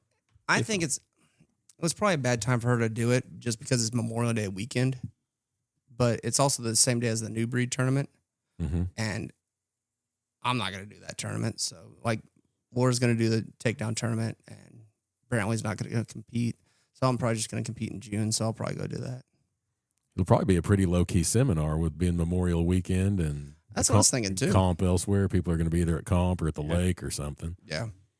So how about starting jiu-jitsu as a little bit older of a fella? What's that been like? I think starting it in the second half of my life in my 40s was probably better because I think if I would have done this in my 20s, I would have been a lot stupider with it. I probably wouldn't have been able to focus as much as I do now. See, what I did there is I set you up to segue into your YouTube channel. Oh. That was the whole point in that. That's why I asked you that question, talking about I saw your post about training in the second half of your life. And this is going to be really interesting part of this conversation, I think, because I'm dealing kind of with the same stuff. Yeah. So yours is almost a third part of your life. Get fucked. I don't know if there's a under the hill. Big ginormous motherfuckers like you don't live as long either. So there's that. You're probably closer to the grave than I am. I'll die driving home. I'll probably live forever. I'll wake up dead tomorrow. Right. There you go. So how old were you when you started? You'd have been, what, 38, 39? Yeah, I was 39. 39. And then picked up 40 in March. So I started at 45, and I would say that it was pretty miserable for me getting started. Like miserable. You came in a little bit better shape, a little bit younger. Those 5 years, at least for me, made a big difference. Yeah, yours are dog years, though. Yours are... It's a rough crowd. No, but I mean, like, he's cutting deep. cop narcotic years are dog years. That's probably kind of fair. Yeah. Probably kind of fair. Well, I was just so fucking fat and so out of shit. Like I had done nothing. Didn't help. I had done nothing but neglect myself for years, like fucking years. At least the last 7 or 8. I got at one point. I want to point you back to my previous statement. Narcotic cop years are dog years. Yeah, you're right. You're right. Well, I was in narcotics when I got in some of the best, like probably the best shape of my adult life. Yeah. And I would have been 37, 38 years old. I got and it was the whole idea of like, I'm crowding 40. I need to do something about this, before it gets away from me. And I got in really good shape, and then I fucked up my Achilles tendon, and it sat me down for a while. Yeah. And I just got fat, and I never got back to doing the stuff that I needed to be doing, and that spiraled for several years, and I got fucking fat. I mean, I was almost 240 pounds when I started jiu-jitsu in February, and now he wears that black origin gi, and it looks so slimming on Oh, him. it it does. just looks It good looks on sexy. me. You know? Very Yeah. handsome. And then you hear him talk, and it's just like, maybe I shouldn't be here right now, guys. I hit the scale at 193 yesterday. No Look shit. at this guy. Yeah. You and I weigh the same now. 193. I think the two matches should roll tomorrow. Well, that'll be great. It'll That'll be You know what's so gonna happen. fun. I'll video it for you. Yeah, it's gonna be awesome. Video, you know what's I'm going gonna to happen. I'm going to be screaming world star because it's going to be a royal ass beating. I'm not going to get he's going to get a hold of something. I'm going to be completely stuck. He'll have me in full guard. He'll end up getting the knee shield, and then he'll scissor sweep me. He'll get on top of me, and he'll probably bow and arrow choke me. That would be the That's typical actually a progression. really strong game plan. That's my usual game plan. I know. So the, He said, Well aware. I've watched. Watched. I've Received. experienced it. Received. Yeah. my first competition, I went to get. I was going in there, and Coach Mike was like, "Hey, if you bow and arrow choke this guy, I'll give you a high five." I was like, "Cool, bet." And I submitted him with a bow and arrow. And after we were done, adrenaline's going and everything. He's like, "That was awesome." Like, "Hey, you owe me a high five. Give me that five." So that's like one of my go-tos now is just bow and arrow. It's been quite fucking effective on me at the gym. Like every time we roll, just about that's one you land. It's one of my favorites. I'm trying to figure out how to stick it no-gi. I think you just hook the leg at the knee, don't you? No, it's not kinda that. like- It's not that part at all. It's the Oh, choking the choke, mechanism the at choke the top. part. Yeah. I don't know. Because we had a no-gi a couple weeks ago, and I had Colton, and I stepped over. I was like, "It's right here. Let me see if I can." Oh shit! There's no handle here. I don't know how. If you set up with a demoralizer in some way, you might be able to set it up. That's my new goal on no-gi week is I'm gonna figure out how to bow and arrow choke somebody with it. My goal for No-Gi Week is to find another gym to go to for that week. That's not a bad plan either, dude. I hate Dude. I thought I was really gonna like no gi because it wasn't as hot. Yeah. Like, oh, you can fucking breathe when it's, you know, It's the 85 Midwest. degrees in the gym. in the gym. And Yeah, Yeah. when the air conditioner still doesn't work in the gym. and the humidity's running down the windows on the inside. Oh, It's miserable. You got it's not geese. humidity. That's my tears. Yeah. I was like, no gi, thank God. Nope. And And then now I everybody's hate it. faster and more sweaty. And it's gayer. it's because you're I just fare sliding pretty on- well in no You're gi. not you're not working position. You're just sliding to the next one. Yeah. So Yeah. and it's ridiculous. Grown men just should play- slipping and sliding all over each other wearing Some- spandex. Somebody needs to get in the group on that playlist and put "Bump and Grind" by R. Kelly in there because that's what it's like. Like Richard It's- Simmons. So what was that? Was it Thursday that Ian taught the class? Maybe I was at work, so I don't. It was this last Thursday. I think Ian taught the class, and his play, his mix that he played was just like Barbie girl, just old school like 2000s Oh yeah, white girl music. that's And his it was, normal. It was That's his normal awesome. Wednesday mix. He's a different cat. Yeah, but Yeah. it's funny because it's like we'll say this here, but to him, we love that shit. Oh, yeah. I'm not 100%. saying a fucking word. Yeah, I have video of AJ and I just rocking out to that shit. and then my wife just staring at me, just shaking her head. So what It has should be a little shameful. what has competing been like? Competing has been very humbling. My first contest, I got one submission, won by points. My second one, I won by points and then 2 losses to points. My third competition, I won by points, I lost by points, and then I got 3rd place because of the way that the bracket was set up and everything. And then this last one, I won by points and won by submission. So I've never had more than 2 people in my bracket. So Gotcha. that's what I'm hoping for Amateur Worlds to go. Oh, good. So in September, I'm going to try to go to Las Vegas to compete in the IBJJF Amateur Worlds in the white belt. Because, Crazy. yep, that's because since I'm 41, I'm in Master 3. Yeah, And the weight class is from 180 to 195. And I'm going to try to, just sit at the top of that weight class. I'm going to try to be about 190. Yeah. And just wreck souls. I think we should go to Vegas. For what? Go To watch him compete? Yeah. I was like, I'm not going to compete. No, I'm not. Oh, gonna you compete. should. Why? First contest. Because you get shit wrecked right there. Yeah, I know. Like, why? Like I could not pay $300 and just stay at home and do that. It's 175 right now. That's Oh, one of you're the fine. things, like, people are like, you should compete. And I'm like, he's my age-ish, weight class-ish, and I get absolutely crushed by him. It's not a dig on you, but you don't win everything you go to. So there's people that beat you, right? Yeah. Like, not only am I going to get beat, and I don't mind getting beat. I mean, I want to be competitive. I don't like to burn my money and then get beat. I want to be competitive. If I'm going to go somewhere and compete, I at least want to be able to be competitive. But I'm going to go do that, and I'm going to absolutely fucking crushed. Yeah. And I'm like, that just doesn't sound like a good time to me. Yeah. It doesn't sound like a good time. If I'm going to go and compete with some dudes, I'm going to win some, lose some. That's fine. I mean, that's jiu-jitsu. I don't expect to go in and dominate everything. Yeah. I mean, that's ridiculous, right? But I don't want to go in and just get absolutely fucking shithoused at everything I try to do either. That's not fun. Yeah. So, Well, hell, you never know until you try.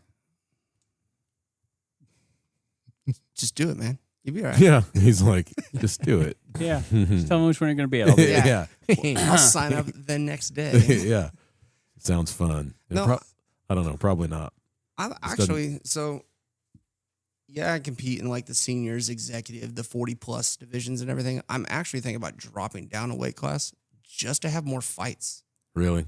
because there's only like You mean bumping up a weight class or dropping down age. So whenever you're at the master's level or 40+, you can choose which Right. one. So Yeah. you can do adults, 30+ or 40+. So if I wanted to, I can compete in the adults. There for a little bit, I didn't because Carlos and I were in the same weight class. That's a good And idea. That's stupid. Yeah. I get shit wrecked by him on the regular. Yeah. There at open mat, he just spams Kimuras on me because I'm dumb and I leave it the slightest opening. When I'm passing his half guard, he's like, "Hey, cool, give me that arm. I'm gonna break that shit."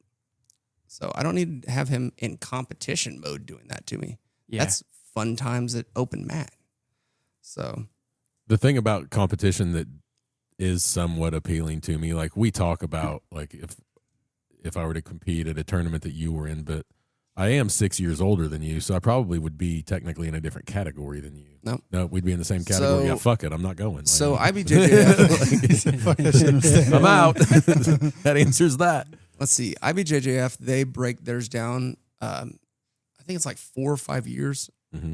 in between the different master zones. For like Fuji, AGF, New Breed, it's every 10 years. So they'll do like 30 to 39, 40 to 49, and then they do 50 and up. Gotcha. So Shit, buddy. You're almost at 50. I can get hold of a 70-year-old in there. Yeah, go get a hold of a Randy. Yeah, 70-year-old do that. white I was gonna belt. say- Oh, white belt. I was gonna say, dude, I want to watch that. We're just going to wheel him out of the nursing home. Be like, put a white belt on him today. Good luck. Here you go. Take his No. oxygen tank with him. I wouldn't mind, having more exposure to people with my experience level, my age and size. Yeah. But Now, if there's enough people in the division, I think one of them, like Fuji, New Breed, all those, they actually have a division to where it's the white belt, your age, and then how long you've been doing it. They'll do like 0 to 6 months or Right. 7 to 2 years. Yeah. but I'm in that 7 to 2 years category, Yeah, you probably are. with the skill level of like a 3-month guy. Oh, So like, I should be in the 0 to 6 You wouldn't have month written your date category. on your white belt. You could have been like, yep, Get been by. here. I'll go get a new white belt. Fuck that. Gonna buy a brand new gi off This of thing- Amazon. It comes with a white belt. Yeah. Hell yeah. This thing is spotless. Look at this. It's never Buy even a been new dirty. elite key that Just got been here. washed and you're ready to roll. Yeah, no. Sometimes competition sounds appealing just to get exposure to more people roughly my age, in size. But then, like here in Utah, I think it was in Mike's episode. You talked about it, I think, and Mike talked about it. Dude, my competition's at the gym. Like, that's enough for me. Yeah. Like, everybody's trying to do something, I'm not saying it's full-blown competition mode by any means, but nobody's like, yeah, just whip the shit out of me either. Like, there's a certain level of competition in a role, and that feeds enough for me. I get enough of my need for, I'm doing the air quotes thing, competition in the gym. I'm cool with that. Yeah, I don't have that dog in me. It's just not Yeah. there Anymore, anymore, yeah. man. Like it just really isn't there anymore. I thought about it, and I think Matt pointed it out. He was, I was talking about competing, and he was like, well, a lot of the people in your bracket are probably like high school wrestler Kids. type guys. Yeah. And I was like, oh, fuck. Because, like, I don't know if you know me, but I didn't really do the whole wrestling thing, and I've rolled with people that do the wrestling thing, and it just never turns out too well for me. Yeah. Yeah, that's one of the kind of, I guess, downsides, and it's what you guys deserve is for the adults division. It's from 18 to 29. So I mean, you're getting Like kids that, that are that like 10-year-old. peak testosterone. Just, Yeah, that let's go 10-year out and wreck each difference. other. Yeah, it's well, it's like I rolled with Andrew. Mhm. He's got cardio for days. Oh yeah, he's Like he he's doesn't get ridiculous. tired, and I'm over here like my arms are numb, and I'm fucking breathing like I just chain smoked a pack of fucking cigarettes, and I'm like, Jesus Christ. Yeah, I'm glad I don't smoke anymore. Jeez, I couldn't do jiu-jitsu and smoke still. I don't know how Jackson vapes and does jujitsu. He vapes like during intermission and then goes back and does Yeah. more jujitsu. So- It's craziness. So when I was in my 20s, Weed. right. Weed vape, Yeah. bro. Speaking of which, they for the the House of Representatives voted to allow medical marijuana to be prescribed to the VA. I think that happened. How about that? That's cool. If that happens, huzzah! I mean, I'll probably still not smoke because I work for a tribe, but it's cool. Step in the right direction. Yeah. But when I was doing strongman and stuff, and even when I was in the military, I was smoking a pack of Marlboro Reds a day. I could run a 19-minute 3-mile because I did it all the time. When I was overhead pressing 315, squatting 500, deadlifting 600, bench pressing 435, I was smoking a pack of Marlboro Reds, still vaping. That's fucking insane. It's because I did it's it not all normal. the time. Oh. Like I don't feel like that's everybody's thing though. You know, I don't Oh, think no. everyone could do that. You know. And like now I look back and I was like, what if I didn't do that to my body? Yeah. I actually could have been. I could have been a contender. I could have like actually done something, but nope. So in the second half of your life, do you feel like you ask yourself that more now of what ifs? No, not really. I don't know. I don't try to look back on like, well, man, if I would have just done this differently, it would have been better. If I would have trained differently, it would have been better. I try not to look back. I try to look forward. That's what I liked about I saw that on your Facebook post. Yeah. About kind of setting yourself up for the best second half of your life that you can type of thing. I really like that. Let's hear some more about that. You're doing your YouTube channel. Yeah. So since COVID, I have been real into social media because I like to put my face out on there. I streamed on Twitch for a bit, did the whole like gaming streaming thing, and it was fun. But raising a family and just working the hours I do, I couldn't get into it. Plus, with jiu-jitsu in my life now, that wasn't going to happen anymore because I was streaming like Monday, Wednesday, and I had to give up comp class to go do that. And I'm like, nah. So about a month or two ago, I started like thinking about ways to still do social media, put something out there. And since I did do a little bit of personal training back in the day, I was like, let's just focus on my fitness and like getting ready for the amateur worlds and working on my aesthetics and working on all that while being in my 40s. So I started my YouTube channel.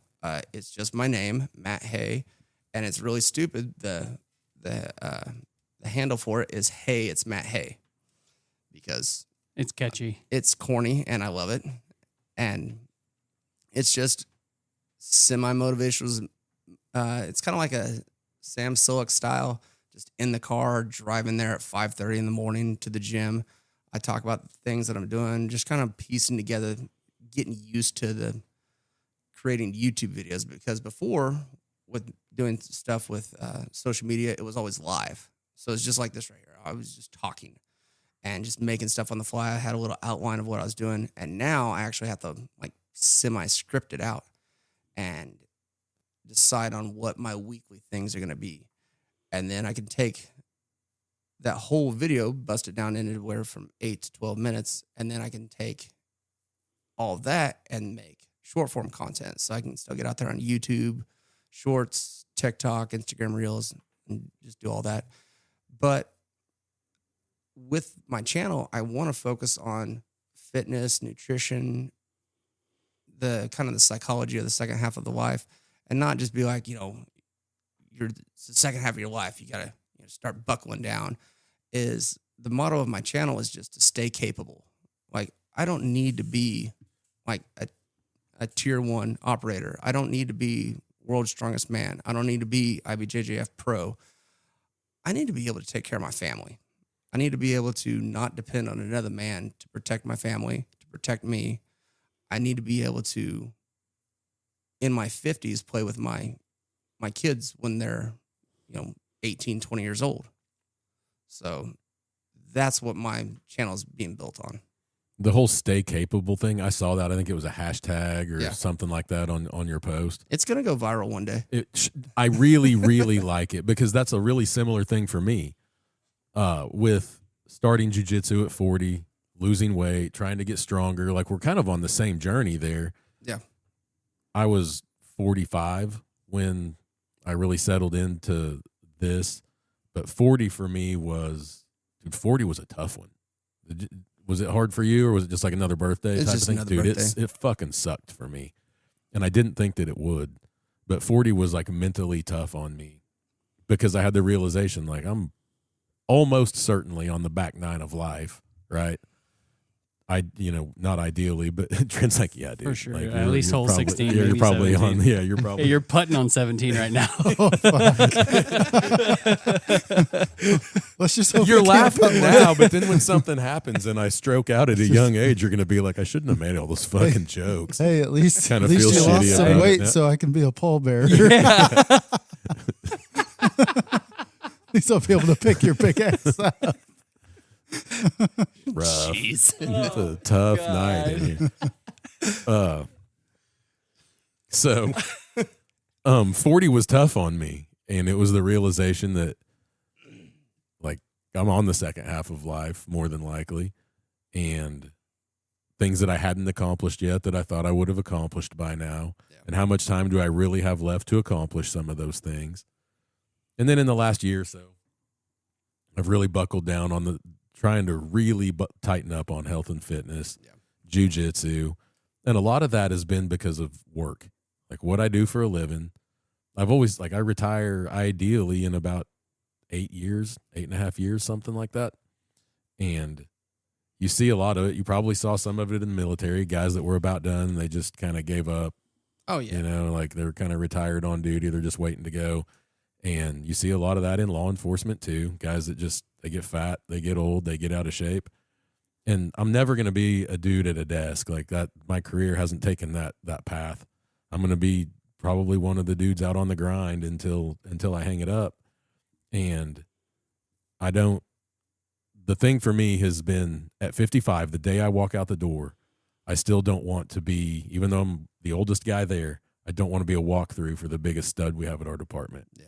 Like if we were to scrap at DT or whatever, like he probably going to get me, I mean, he's going to be 25 or something like that. You're And gonna I'm make him going earn to it. be 55. Yeah. Yeah. But he should have to earn it. Oh, yeah. Otherwise I don't need to be there.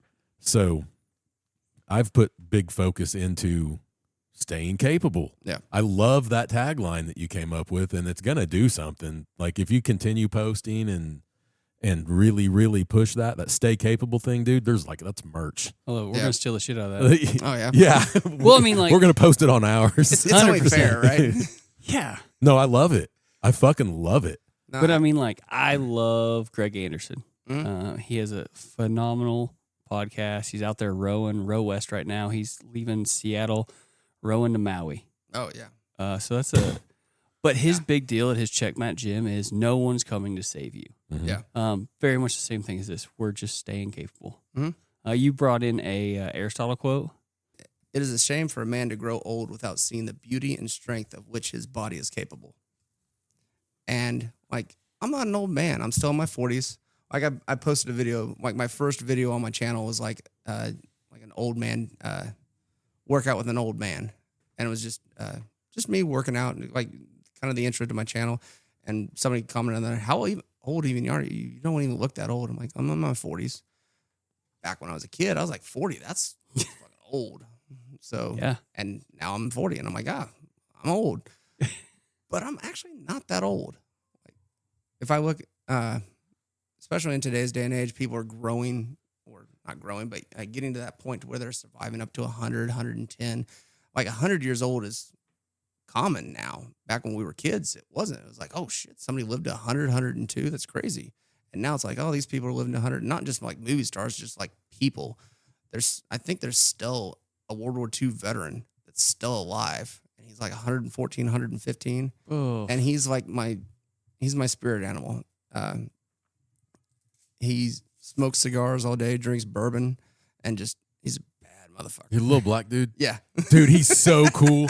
And he's got the old ass truck from like an old 70s or 80s Ford or something like that. And he's got a house that he built when he came back from the war. Like he had the house built when he came back from the war, and he's just a little salty dude. Yeah, just like what's your secret to longevity of life? He's like drinking whiskey and smoking cigars. Yeah. Well, He's it works cool for as some hell. people. Still drives. Yeah. Yeah. Yeah, he's God. still that old bastard still capable. 115. Somebody needs to fill out a driver condition form on that guy. He's getting around. I mean, it might be slow, but he's getting around. God dang. Super cool.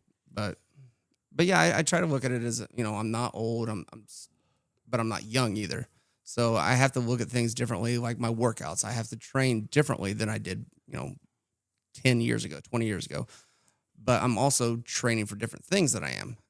But I have to listen to my body a lot more as well. So if I start feeling like a joint is starting to hurt or something, I've got to like focus. Like, hey, that's starting to hurt. Maybe I should kind of ease up on it. Back when I was a kid, I was like, Just push through it. yeah, it's just my joints getting away for new muscles to get in there. If my if my shoulders popping, it's not popping, it's just clapping from the gains I'm getting right now. I can't do that now. So when you say like a joint starts to bother you, you're saying singular? No, like at a time. So like my shoulder is They don't all hurt at the same time? No. I mean, No.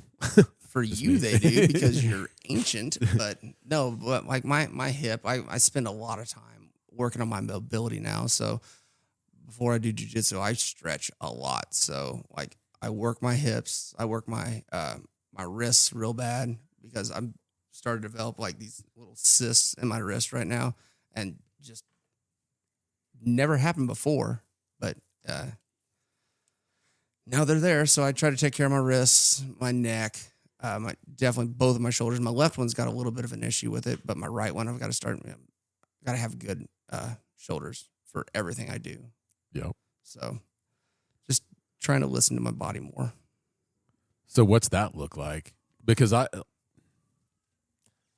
like the idea that, you're in your 40s, you're not old. Yeah. I mean, I talk like I'm old. My mind still says I'm 25. I'm certain that you're exactly the same way. Oh yeah. But the reality of it is that we're not 25.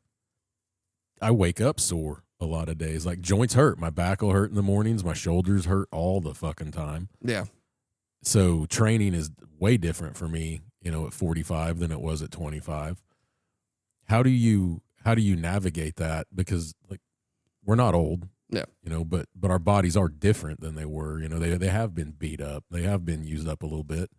How do you navigate that in terms of being able to train the way you do? Is it just stretching and working on mobility more than you would have when you were younger? Or is it your lifts are different? Or my lifts are different. So typical walkthrough of the day, I wake up at, my alarm goes off at 4:52 in the morning. I'm out of the door by 5:20. I'm at the gym by like 5:45. I usually do about 15 minutes of cardio, just incline cardio or stair stepper or something to just get me going. And then I start my workout. From the time I wake up, all my stuff is pre-packed the night before. Clothes are set up for work, all that jazz. And during that time is usually when I stretch. And I focus on my shoulders primarily. I'll do a little bit of like air squats, hip mobility, definitely stuff with my knees, my ankles. And then when I get to the gym, whatever I'm working out that day, I'll focus more on that. So I'll do plenty of warm-up sets. I'll do 2 to 3 warm-up sets with anywhere from like 6 to 8 reps. So if I'm doing chest, I'll get on the bench press and just with just the bar, I'll pump out nice controlled reps with that. And then I'll put on 135 and nice controlled reps. And I'll put on 225 and nice controlled reps. And then I'll put on my working sets. And then I'll actually go to work. So I take my time to focus on warming up more than what I did when I was actually like competing, which is ridiculous. But now that I'm older, I definitely focus on that more. And if I'm doing something, especially with my lower back or like squats or stuff like that, like if I'm deadlifting squats, I take more time to stretch. And that's a lot of hip mobility and knees. Because I've never really had anything wrong with my knees, but I've had pain in them. So I try to do prehab on them as much as possible. Smart. What are you doing diet-wise? This is all mostly about longevity for you at this point, right? Yeah. I mean, staying capable as long as you can, right? Yeah. So for a long time, I had just a typical athlete diet. I had it all planned out, tons and tons of carbs. If I was eating like I would now, I'd eat about 200 grams of carb or protein, about 250 to 300 grams of carbohydrates, just packing all that in there, minimal fats. But I was having a problem where I was having massive heartburn, inflammation in my joints and everything. So there for a while, I was doing like a ketogenic diet to where it was high fat, moderate protein, and less than 25 grams of carbs. And my heartburn went away instantly. It was great. It was phenomenal. Inflammation went away in my joints. I started sleeping a little bit better. And then I did strict carnivore. And that was awesome because my diet, well, I say strict, but it was a normal carnivore diet. So I was eating beef, so hamburger and steak, so ribeyes for days. It was awesome.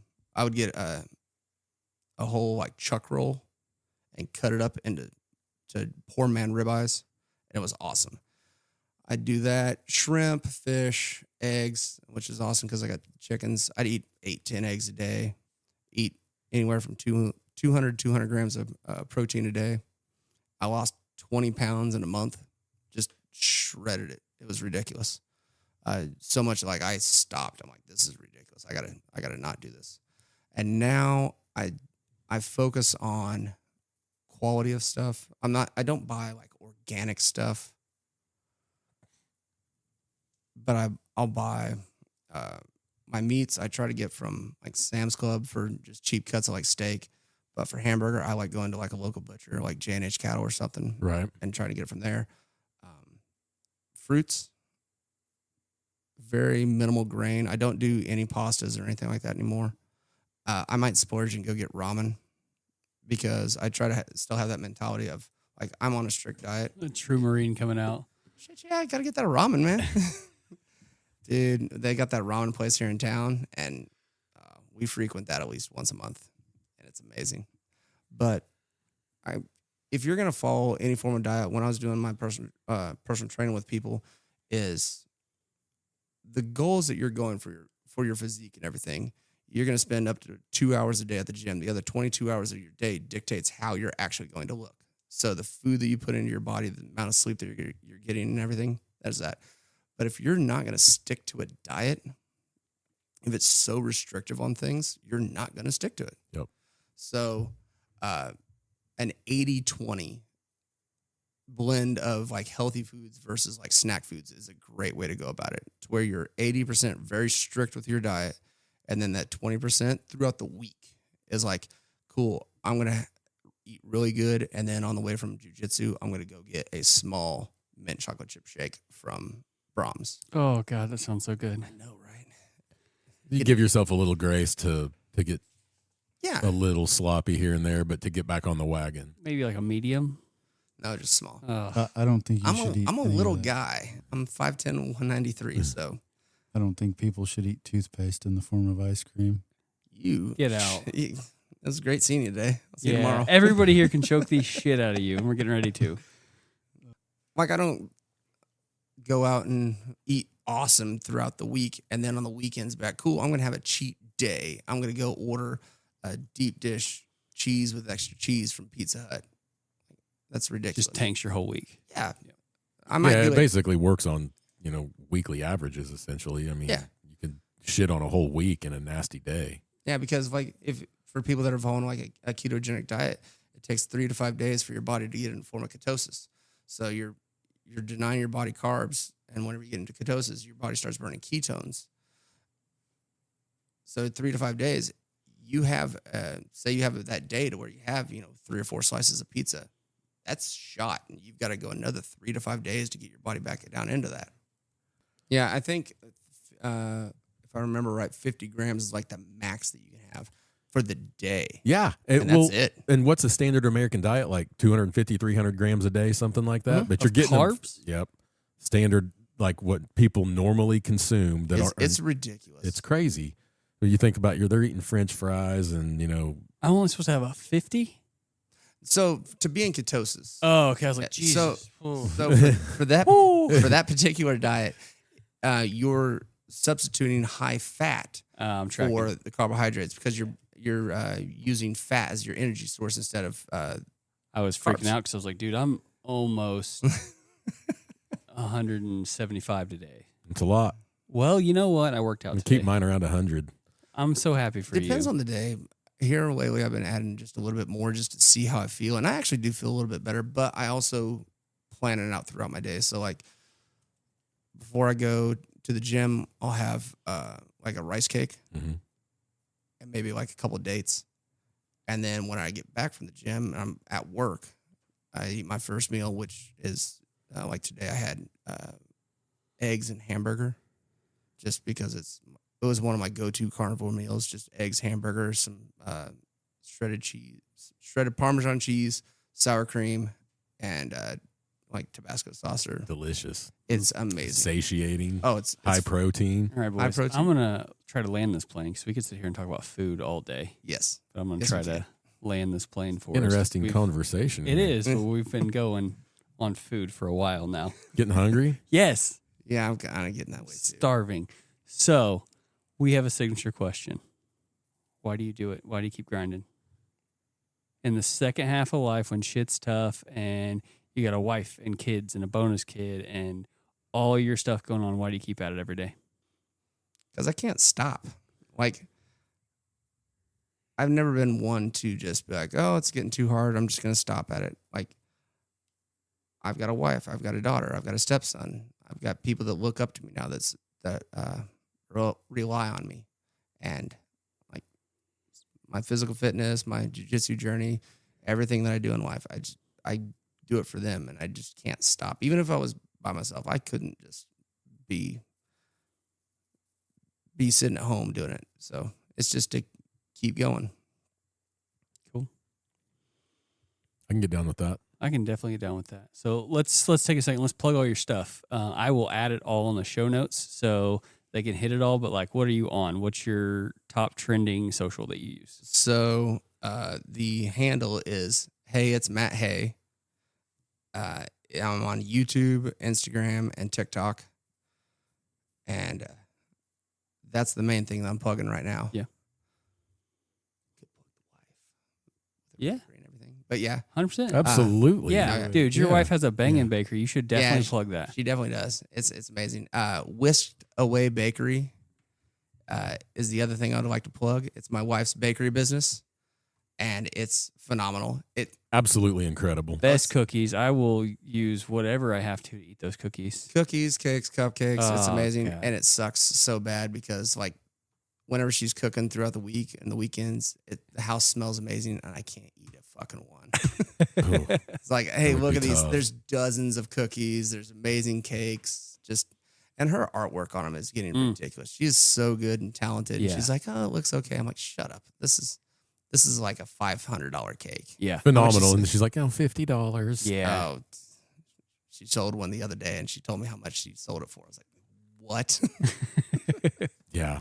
But yeah, she's on Facebook.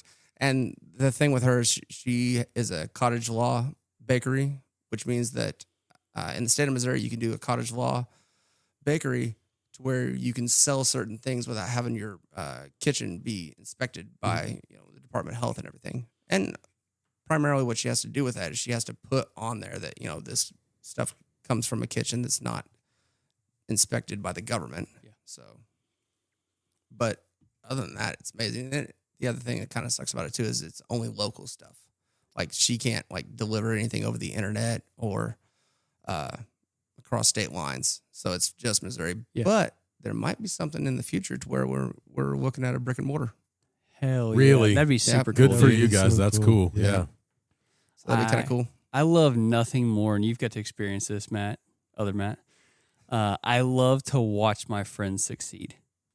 We've gone through a lot of talks of if my friends go down some endeavor, especially business endeavors, I love to watch them succeed. So we'll do everything. I mean, we don't have a huge audience, but dude, we'll do everything we can. Plug your socials, plug the wife's bakery, because if you haven't eaten that, you haven't lived. You're right. It's amazing. Like she made it for the gym. What was it last April, like Murder Thursday The or Murder something? Thursday Mhm. cookies. And everybody is just fell in love with him. It was awesome. 100%. It was so cool. All right, man. Well, we're going to plug the shit out of Steak April, and it's going to be a motto. Yeah, I love it. You need 100%. to get shirts made. Yeah. Sign me up for a shirt. Oh yeah, I'll get Yeah. them out. I'll get We'll do a grind and Steak April collab Ooh, right there. Yeah, the collab merch. Boom, love it. right Yep. there. nice. All right, buddy. Anything else you want to leave people with? No, thanks for having me on. I appreciate it. Dude, this is so fun. Thank you. Stay capable.